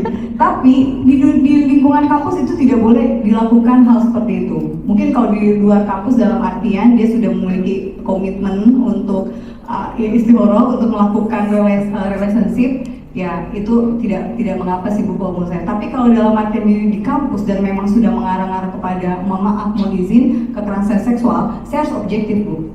Walaupun itu teman saya, walaupun itu siapapun, kita harus bertindak dan itu sanksi harus dilakukan. Kurang lebih seperti itu Bu Mari. Iya, karena bisa terjadi begini ya. Pada saat masih pacaran, gitu kan ya, si mahasiswinya oke-oke aja gitu, nggak apa-apa. Ya, terjadilah sesuatu misalnya. Putus nih, dia langsung lapor ke Pansel, ya ke Satgas, bahwa terjadi kekerasan seksual dan dia dipaksa. Itu kan bisa terjadi kan? Ya, artinya hal-hal yang seperti itu sangat besar peluangnya untuk terjadi. Ya. Yang saya mau tanya Bu Wida, apakah Ibu setuju jika kita menetapkan saja aturan selama mahasiswa itu masih menjadi mahasiswa di MNCU, beda prodi atau sama-sama prodi itu tidak boleh berpacaran? Sepakat Bu. Ya, kalau memang seperti itu kita SK-kan. Siap. Ya. Mencintai itu harus sabar memiliki. Mencintai itu harus sabar memiliki. Iya, betul. Ya kalau memang cinta ditunggu saja nanti sampai lulus. Ya. Oke. Ya baru di sini 4 tahun ya Bu. 4 tahun ya. Ya jadi kalau naksir dosen sabar ya. Udah lulus baru boleh PDKT. Ya. Saya sebenarnya tadi sama dengan Bu Maria ya. Ini kan etika ya. Etika. Sama dengan dokter juga nggak boleh kan dengan pasien. Iya. Juga misalnya pengacara juga. Ya, pengacara tidak boleh dengan klien, itu sama. Jadi mungkin tadi kayak Bu Maria bilang kalau memang ada tunggu 4 tahun ya. Gitu ya kalau udah lulus kira-kira gitu. Kalau di luar institusi bisa. Saya rasa memang betul Bu seperti itu. Terima kasih. Iya, ya. Jadi kalau kita lihat seperti ini banyak banget nih PR kita ya, banyak banget PR kita yang harus kita selesaikan. Mungkin titip segeralah merumuskan ya SK apa saja yang harus kita SK-kan. Kemudian kita buatkan pedomannya sampai kita buatkan SOP-nya dan semua itu kita sosialisasikan bisa melalui seminar, bisa juga melalui animasi-animasi yang bisa kita pasang. Ya, dan kalau lebih bagus lagi, kita pasang juga di media sosial kita animasi-animasi sehingga tidak secara internal saja kita yang di dalam perguruan tinggi ini kita bisa menikmati, tapi kita bisa share kepada publik ya yang lebih terbuka supaya tindakan ini bisa dicegah bukan hanya di rumah kita, tapi termasuk di seluruh Indonesia atau seluruh dunia. Itu yang saya ingin sampaikan. Terima kasih. Baik, terima kasih Bu Maria pertanyaannya simpel tapi sangat penting dan harus dipertimbangkan ya dan jangan lupa diluruskan di naskah. Bahkan menyangkut hati ya. Menyangkut hati soalnya ya Dieskakan. Harus dieskakan. Oke, baik, terima kasih Bu Maria atas pertanyaannya. Selanjutnya kami persilakan Bapak Zulkarnain untuk bertanya kepada Capansel. Kepada Bapak Zulkarnain kami persilakan. Baik, terima kasih Bu. Pertama Pak Rudi, mohon izin Pak Rudi. Satgas ini Pak, apakah bisa dipidanakan Pak? Misalnya ketika terduga pelaku itu melaporkan balik gitu ya, melaporkan sebagai pencemaran nama baik. Kalau konteksnya ada dua, jadi kalau kita bicara di lingkungan kampus, kita bekerja berdasarkan permen Dikti, juga dari SK Rektor. Kemudian secara legal formal itu dimungkinkan, sehingga yang perlu dipastikan oleh Satgas adalah kita bekerja secara rahasia, independen dan juga transparan. Sehingga dari bukti awal yang dikumpulkan kita akan berikan sesuai dengan pelaporan dari korban dan diverifikasi dan kalau memang itu akan diuji dalam konteks, karena ini pengaduan ya, melalui asumsi saya adalah melalui aparat kepolisian ya Pak ya, pencemaran nama baik mungkin melalui kepolisian, pembuktiannya Pak harus melalui di pengadilan Pak. Jadi itu subjek yang bisa terjadi, tetapi kalau dilihat daripada proses yang dilakukan, kiranya itu kecil sekali terjadi Pak, karena yang diarahkan di sini bukan konteks kalau yang bersangkutan terhadap pencemaran nama baik kan berarti tidak ada bukti ya, karena dia yakin tidak ada bukti. Sedangkan dari fakta kita korban kekerasan seksual itu kan ada bukti. Sehingga tadi menurut kepada tadi yang ditanyakan Bu Maria, walaupun dari tidak ada kasat mata, misalnya kita terbukti dari kata korban menyampaikan pelaporan, kita akan memberikan sanksi administrasi. Nah, ini mungkin berlaku tadi kalau mungkin dosen, tapi juga kepada mahasiswa ya Pak. Jadi mungkin akan sangat kuat karena dari SK Rektor menyatakan ada final dan itu ada bukti. Demikian Pak. Baik, terima kasih Pak. Kemudian ke Bu Wida. Bu Wida, kalau kita lihat sosok seorang Ibu Wida kalau membantu di Satgas PPKS itu sangat bisa maksimal lah ya sebagai seorang Bu Wida. Cuman kan sekarang posisinya Bu Wida yang harus memilih Satgas. Nah, kira-kira modal apa Bu yang Ibu titip nih ke para calon anggota Satgas supaya mereka itu punya power gitu untuk optimal bertugas nantinya? Terima kasih Pak Zul, izin menjawab. Yang pertama sih integritas Pak, ya, dan komitmen, itu aja sih Pak. Karena kalau terkait persyaratan untuk menjadi seorang Satgas, tadi kan sudah diinformasikan ya, terkait tidak melakukan kekerasan seksual, kemudian juga harus mampu ya untuk melakukan survei, sosialisasi dan sebagainya.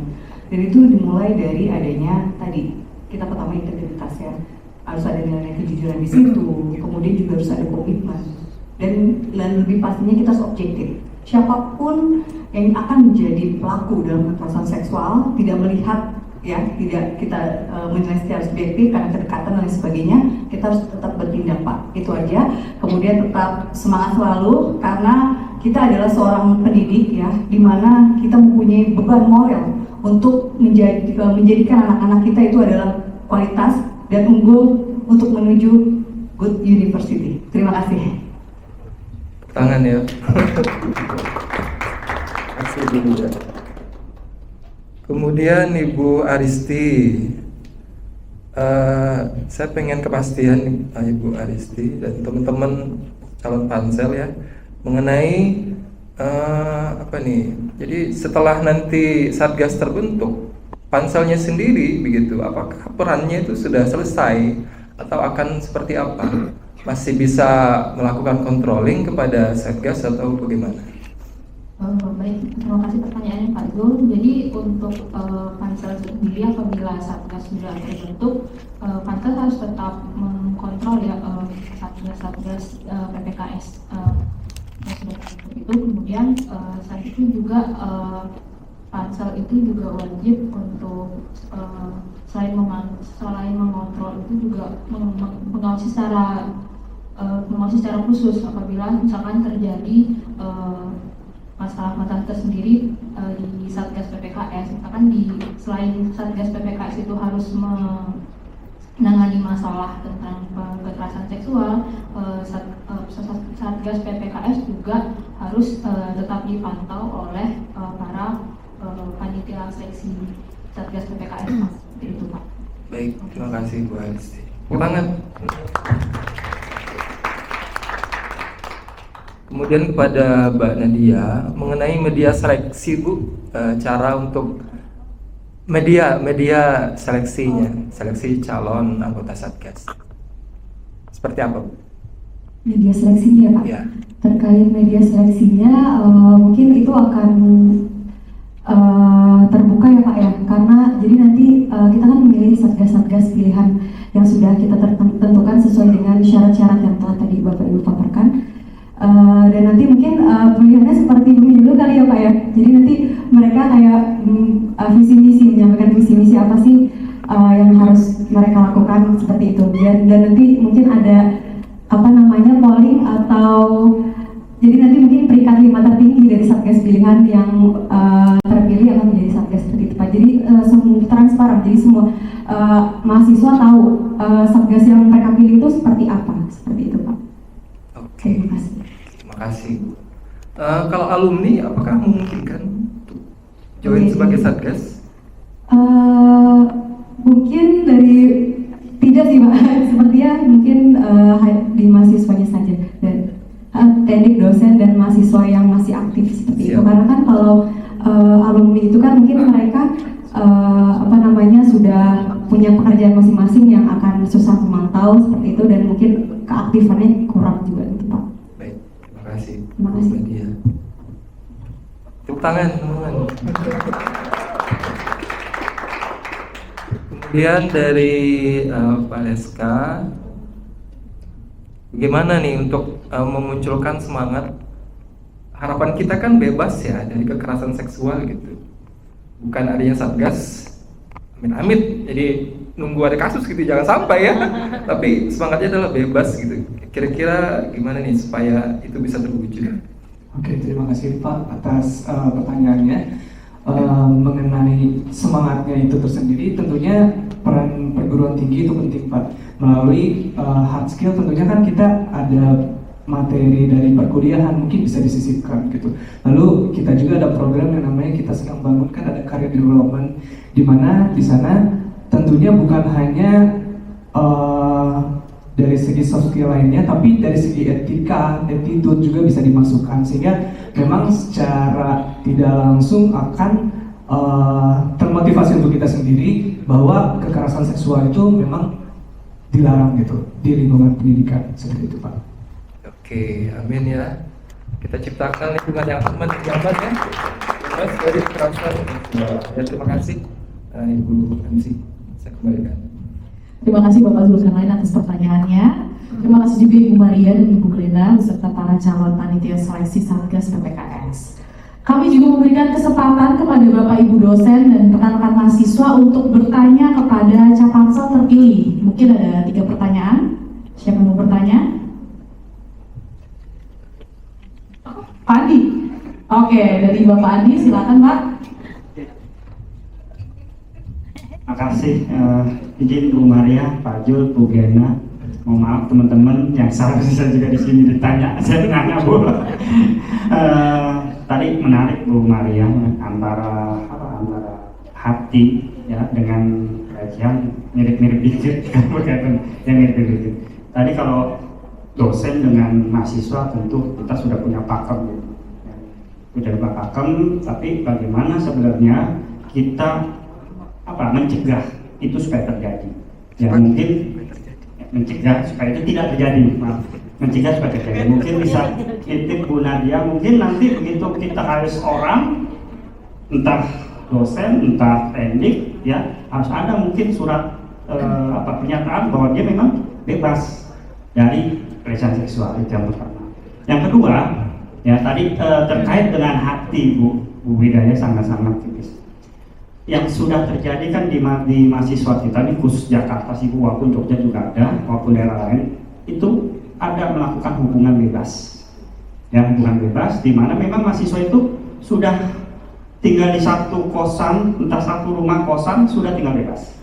Pada saat itu dia enjoy melakukan terus begitu ada kasus mereka putus, satu pihak melapor kepada kita nih, ya melapor pada kita. Apa yang mau kita lakukan? Ya, sementara kalau berita ini akan keluar, itu menjadi dampak buruk untuk nama besar kita. Seperti itu. Makasih. Mohon izin, mohon maaf.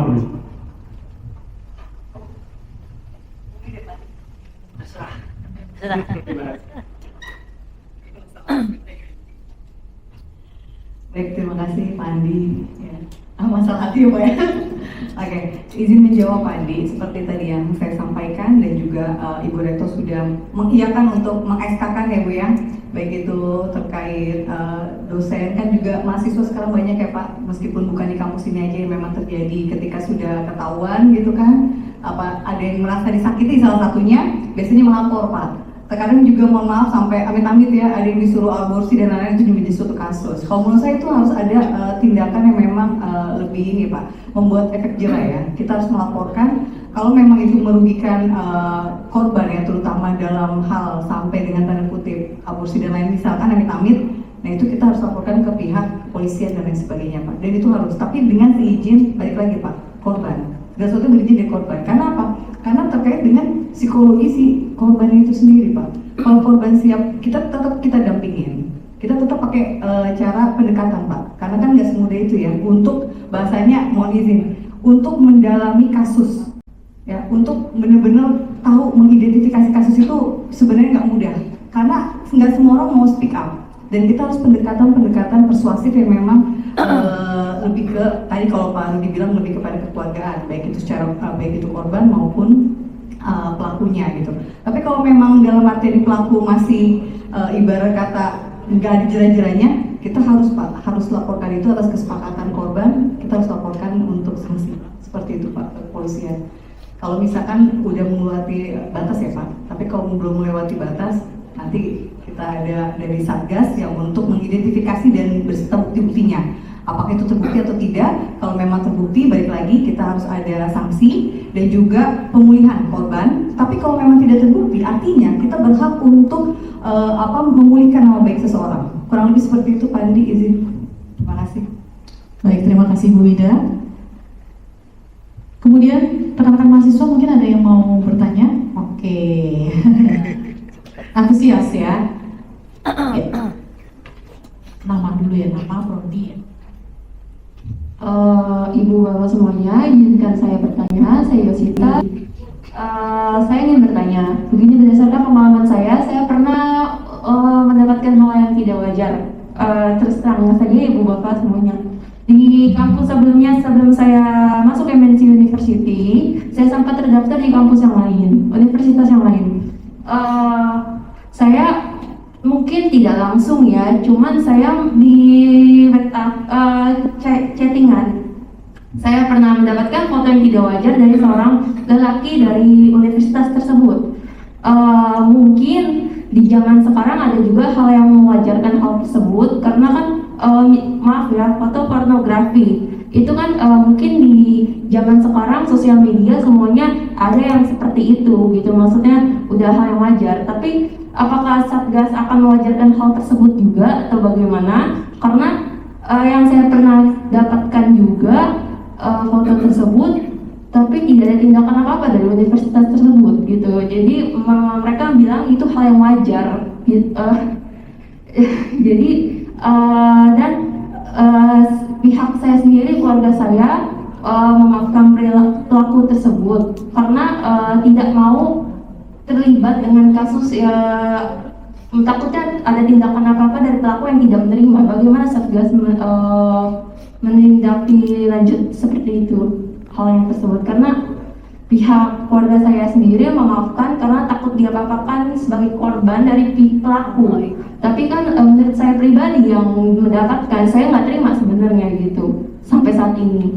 Terima kasih. Demikian pertanyaan saya.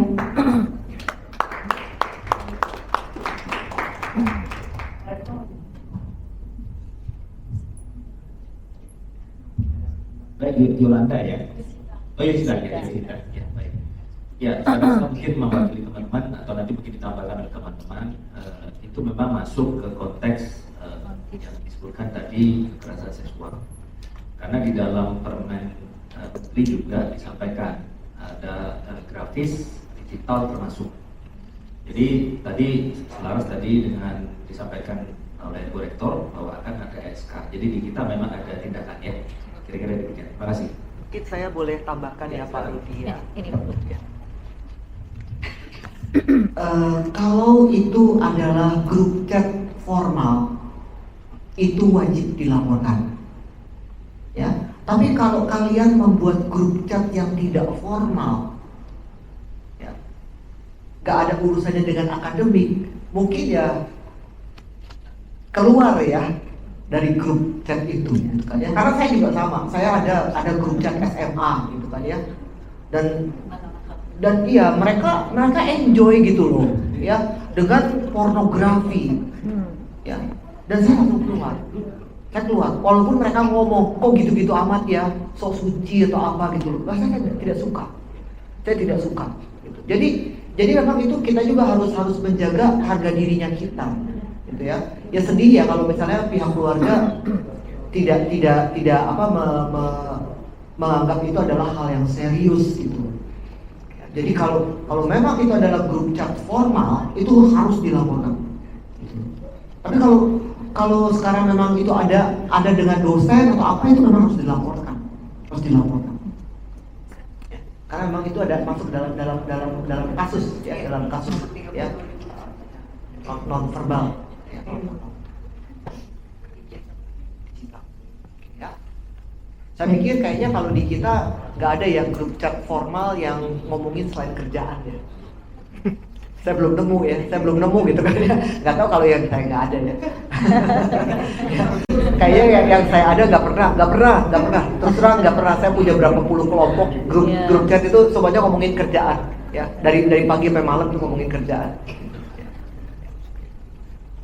Baik, terima kasih Pak Rudi dan Ibu Maria atas jawabannya.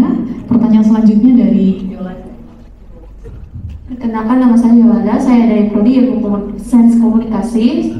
Untuk itu saya izin bertanya, kalau misalkan kan tadi kan pembahasannya adalah kalau mahasiswa berani atau tidak berani untuk melaporkan kalau apabila dia mengalami masalah tersebut. Kalau ini menceritakan mahasiswa mengalami masalah tersebut, dia berani untuk melaporkan tapi dia menyampaikan kepada pihak keluarga tapi keluarganya tidak setuju, apakah dari pihak Satgas mau membantu untuk mendiskusikan ke pihak keluarga mahasiswa tersebut yang mau speak up? Gitu aja sih, terima kasih. Baik, di sini fungsi Satgas itu memang harus mengayomi korban, kemudian juga harus melakukan perlindungan kepada korban. Jadi misalkan ada laporan terkait masalah kekerasan seksual itu, si korban jangan takut untuk melaporkan kepada Satgas. Jadi nanti Satgas sendiri yang akan membantu menyelesaikan masalah dari kekerasan seksual tersebut. Kalau misalkan keluarganya nggak setuju untuk menindaklanjuti lebih lanjut, apakah dibantu? Itu tergantung dari persetujuan korban. Jadi nanti Satgas itu sendiri yang akan mungkin melobi orang tua dari korban, apakah ini akan ditindaklanjuti atau enggak, itu tergantung dari persetujuan kedua belah pihak. Mungkin bisa dijawab ya. Terima kasih. Mungkin izin menambahkan juga, kalau memang dari pihak keluarga mungkin membiarkan, seharusnya saya juga seorang tua gitu. Kalau misalkan saya mengetahui anak saya dilakukan seperti itu, tentunya saya secara pribadi tidak tega gitu kan. Saya mendidik anak saya dengan sebaik mungkin gitu. Kalau misalkan ditindak kekerasan, artinya itu merendahkan saya juga gitu. Sehingga memang Satgas ini kita harapkan dari korban itu memang percaya diri gitu, berani untuk speak up gitu. Makanya fungsi Satgas itu adalah untuk mengayomi dan menyelesaikan masalah-masalah dari kekerasan seksual tadi. Apalagi fenomena yang tadi sudah dijelaskan, mungkin sebagian dari kasus tadi mungkin ada kasusnya sama misalnya dengan yang tadi ditanyakan sama Yolanda gitu kan. Itulah tugas Satgas kita khususnya di MNC University untuk menyelesaikan hal tersebut gitu. Saya tambahin ya. Tadi kayaknya presentasinya Bu Aristi deh. Ada kalimat yang menarik yang saya catat ya. Mengabaikan kekerasan seksual yang terjadi itu sendiri merupakan bentuk kekerasan seksual. Kita komit ya dengan seperti itu. Jadi kalau sampai kasus-kasus itu dibiarkan, berarti orang tua termasuk melakukan tindakan kekerasan.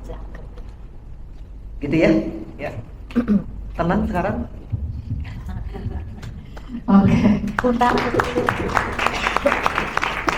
Terima kasih Bu Aristi, Bapak Resta dan juga Ibu Maria atas jawabannya, dan juga Yosita dan Yolanda. Untuk terakhir, Fauzan ya tadi mau nanya. Oke. Assalamualaikum warahmatullahi wabarakatuh. Perkenalkan saya Muhammad dari Hadi Yusuf dari program studi manajemen. Nah, di sini ada sedikit pertanyaan yang dimana biasanya kan dari mengangkat tadi kasus pelecehan seksual ya. Nah, di mana pelecehan seksual di sini yang terjadi di lingkungan kampus itu tidak benar-benar terjadi di lingkungan kampus.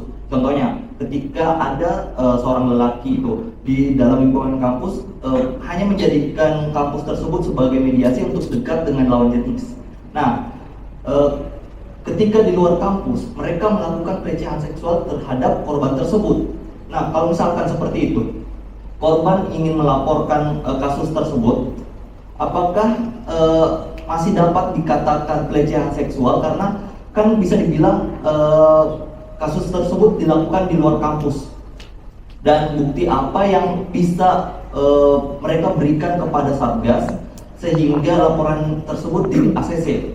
Karena berdasarkan pemaparan materi dari Bu Wida tadi, kita harus mengumpulkan bukti-bukti yang ada sehingga hal tersebut bisa dikatakan valid, dikatakan pelecehan seksual.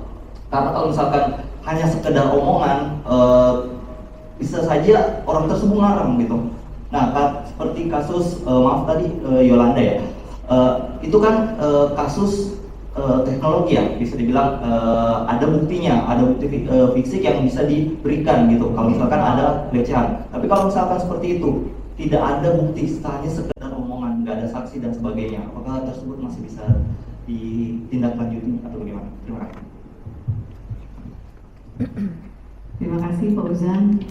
Berarti datanya nggak ketahuan dengan bilang. Oke, terima kasih izin menjawab Pak Uzan. Walaupun dia melakukannya di luar kampus, tapi balik lagi dia bagian dari mahasiswa MNC University misalkan. Artinya itu juga harus ditindak oleh Satgas. Kenapa? Karena kan akan berpengaruh kepada tingkat belajar dia, psikologinya terganggu, gitu kan? Terus kemudian kualitas belajarnya juga akan terganggu. Biasanya kalau orang yang terkena kasus seperti itu, biasanya dia murung, gitu kan? Itu bisa kelihatan, gitu kan? Nah, kemudian terkait bukti itu bagaimana Bu? Seandainya memang tidak ada bukti, gitu kan?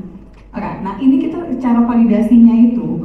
Nah di sini mungkin terkait saksi kan, bisa anak itu sendiri mengungkapin dan juga pelakunya. Kita diajak diskusi untuk mediasi gitu.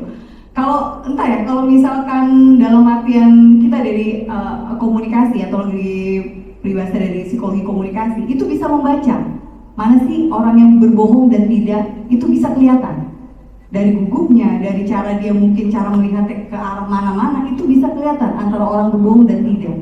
Lama-lama yang menjadi pelaku, bila kita melakukan persuasif dan sedikit ada penekanan, lama-lama juga akan mengakui. Dan kenapa? Karena pasti akan mengakui lambat laun gitu. Nanti entah dari si korban yang akan memberikan keyakinan, mungkin juga ada teman juga sebagai saksi kan. Pernah lah ada misalkan kejadian misalkan di luar kampus, mungkin yang pernah Yosita ceritakan kepada saya. Nah itu bisa gitu loh, seperti itu, kurang lebih kayak gitu Pak Uzan. Jadi memang kita harus ada mediasi antara si korban dan juga si pelaku ya, karena kan di luar kampus juga ini memang agak sulit juga untuk Satgas gitu. Tapi karena kita harus benar-benar mengidentifikasi lebih lanjut kasus tersebut, paling tidak kita harus melakukan itu dan untuk jadi bukti yang lain. Udah gitu saja. Terima kasih. Mungkin ada yang ingin ditambahkan, Pak Budi? Terima kasih.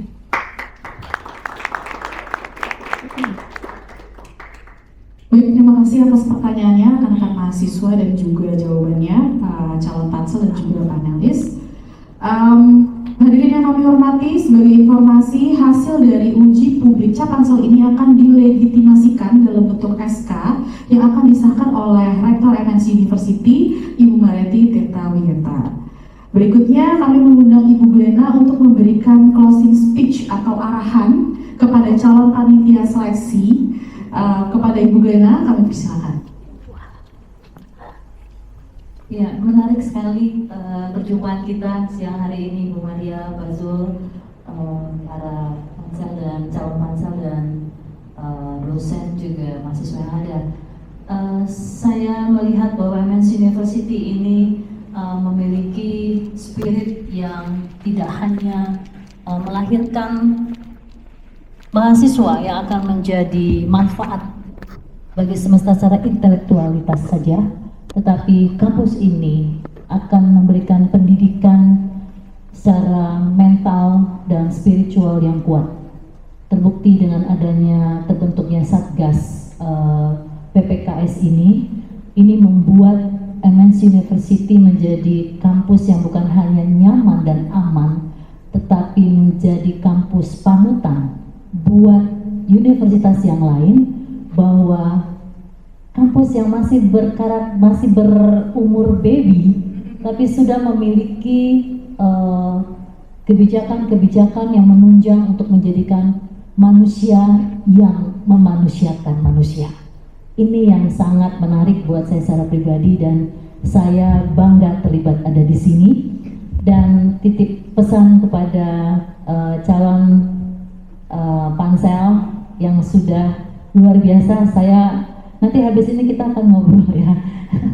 Kita bikin konten kayaknya ini ya untuk dosen-dosen yang ada di sini. Selamat bertugas bagi yang terpilih menjadi panitia seleksi Satgas PPKS. Terima kasih buat hati nurani yang diberikan. Terima kasih untuk komitmen, niat, dan cinta yang diberikan untuk kampus ini. Dan biarlah cinta itu akan dibuktikan dengan menolong setiap korban yang ada. Dan kita bukan hanya menolong, tetapi mencegah itu tidak terjadi di kampus ini. Kita upayakan tidak ada cerita tentang kekerasan seksual di kampus ini, tapi yang ada cerita adalah kita mengerti bahwa satu sama yang lain wajib untuk dikasihi. Terima kasih. Baik, terima kasih Bu Glena atas arahan yang luar biasa ya kepada calon pansel terpilih ini. Kemudian kami mengundang panelis dan capansel untuk berfoto bersama. Silakan Ibu Maria, Ibu Glena, Bapak Zul, Bapak Rudi, Ibu Lida, Ibu Nadia, dan Ibu Arifin, dan juga Bapak Resta.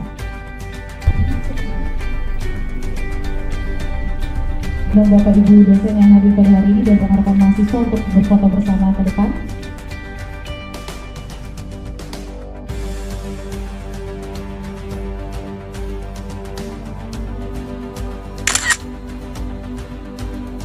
Oke, terima kasih rekan-rekan mahasiswa, panelis dan juga capansel.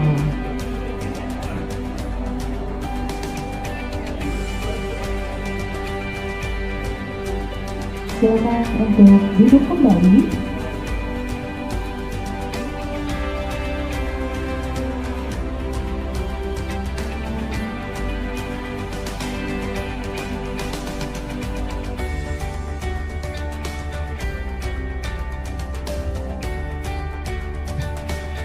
Hadirin sekalian, usai sudah uji publik calon panitia seleksi terpilih Satuan Tugas Pencegahan dan Penanganan Kekerasan Seksual MNC University, semoga sesi tanya jawab dan arahan Bapak Ibu panelis serta Bapak Ibu dosen dan juga rekan mahasiswa dapat memperluas wawasan Bapak Ibu capansel terpilih dalam memilih satgas yang kredibel dan berkualitas. Kami ucapkan terima kasih yang sebesar-besarnya kepada Ibu Glena Dumasari, Ibu Mariati Tirtawiyata, dan Bapak Zulkarnain yang telah hadir sebagai panelis pada hari ini. Terima kasih juga kepada Bapak Ibu pimpinan, dosen dan tenaga kependidikan serta mahasiswa yang telah berkenan hadir pada siang hari ini. Saya pamit undur diri, mohon maaf atas segala kekurangan dan kehilafan. Selamat siang, wassalamualaikum warahmatullahi wabarakatuh.